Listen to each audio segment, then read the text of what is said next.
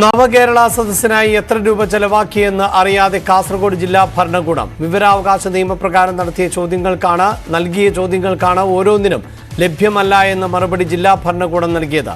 ഓരോ മണ്ഡലത്തിലും നവകേരള സദസ്സ് നടത്തിയതിന് ചെലവായ തുക, സ്വീകരിച്ച സംഭാവന, തദ്ദേശ സ്ഥാപനങ്ങളുടെ വിഹിതം എന്നിവ ഉൾപ്പെടെ 16 ചോദ്യങ്ങൾക്കാണ് അധികൃതർക്ക് ഉത്തരം ഇല്ലാത്തത്.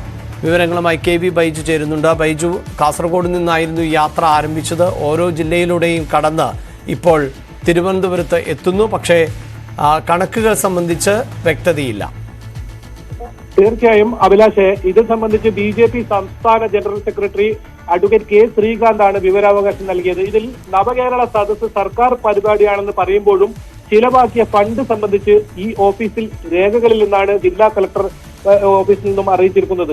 എന്നാലും നവകേരള സദസ്സിന് വേണ്ടി ജില്ലയിൽ പൊതുജനങ്ങളിൽ നിന്നോ സ്ഥാപനങ്ങളിൽ നിന്നോ പണം പിരിച്ചിട്ടുണ്ടോ, എത്ര രൂപ ചിലവാക്കി, പണം പിരിക്കാനും ചെലവാക്കാനും ആരെയാണ് ചുമതലപ്പെടുത്തിയത്, ചെലവാക്കിയ പണം എവിടെ നിന്ന് ലഭിച്ചു തുടങ്ങിയ ചോദ്യങ്ങൾക്കെല്ലാം ലഭിച്ചത് ഒരേ ഉത്തരമായിരുന്നു. ഇത് സംബന്ധിച്ച് രേഖകൾ ഈ ഓഫീസിൽ ലഭ്യമല്ല എന്നായിരുന്നു. എന്തായാലും കാസർഗോഡ് ജില്ലയിലെ ഓരോ മണ്ഡലത്തിലും നവകേരള സദസ്സ് സംഘടിപ്പിക്കാൻ രൂപീകരിച്ച സംഘാടക സമിതിയുടെ വിവരങ്ങൾ കൃത്യമായി ഈ മറുപടിയിൽ നൽകിയിട്ടുമുണ്ട്.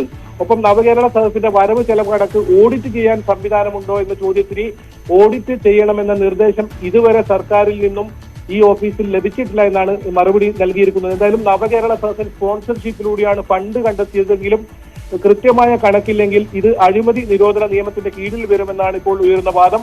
കാസർഗോഡ് ജില്ലയിൽ 14,600 പരാതികളാണ് ആകെ ലഭിച്ചത്. ഇതിൽ ഒരു മാസം പിന്നിടുമ്പോൾ ആകെ 1,370 പരാതികൾ മാത്രമാണ് തീർപ്പാക്കിയത്. അതായത് 10%. ഇത്തരത്തിലൊരു വിവാദം നിലനിൽക്കുകയാണ് ഇപ്പോൾ പുതുതായി ഇത്തരത്തിൽ ഈ ഒരു വിവരാവകാശ പ്രകാരമുള്ള വിവാദമായ ഒരു മറുപടി കൂടി ഇപ്പോൾ ലഭിച്ചിരിക്കുന്നത്.